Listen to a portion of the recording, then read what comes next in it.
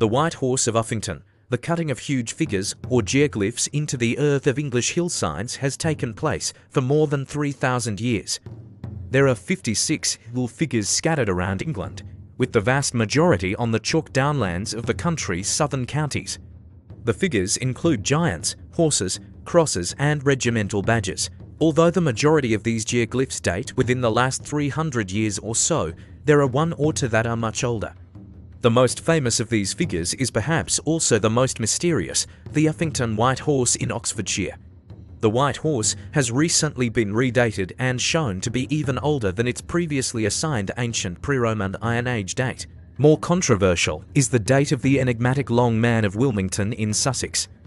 While many historians are convinced the figure is prehistoric, others believe that it was the work of an artistic monk from a nearby priory and was created between the 11th and 15th centuries.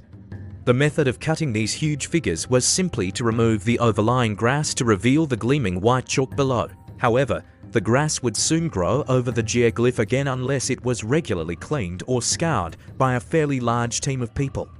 One reason that the vast majority of hill figures have disappeared is that when the traditions associated with the figures faded, people no longer bothered or remembered to clear away the grass to expose the chalk outline.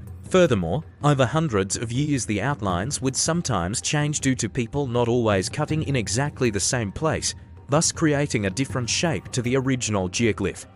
The fact that any ancient hill figures survive at all in England today is testament to the strength and continuity of local customs and beliefs which, in one case at least, must stretch back over millennia. The Uffington White Horse is a unique, stylized representation of a horse consisting of a long, sleek back, thin disjointed legs, a streaming tail, and a bird-like beaked head. The elegant creature almost melts into the landscape. The horse is situated to 0.5 kilometers from Uffington village on a steep slope close to the late Bronze Age c. 7th century BCE hillfort of Uffington Castle and below the Ridgeway, a long-distance Neolithic track. The Uffington Horse is also surrounded by Bronze Age burial mounds. It is not far from the Bronze Age cemetery of Lombourn Seven Barrows, which consists of more than 30 well-preserved burial mounds.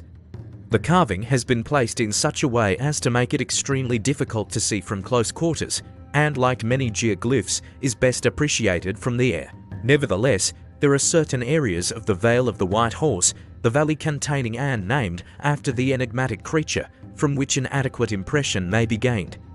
Indeed, on a clear day the carving can be seen from up to 30 kilometers away. The earliest evidence of a horse at Uffington is from the 1070s CE when White Horse Hill is mentioned in documents from the nearby Abbey of Abingdon, and the first reference to the horse itself is soon after, in 1190 CE. However, the carving is believed to date back much further than that. Due to the similarity of the Uffington White Horse to the stylized depictions of horses on 1st century BCE coins, it had been thought that the creature must also date to that period. However, in 1995, optically stimulated luminescence (OSL) testing was carried out by the Oxford Archaeological Unit on soil from two of the lower layers of the horse's body, and from another cut near the base.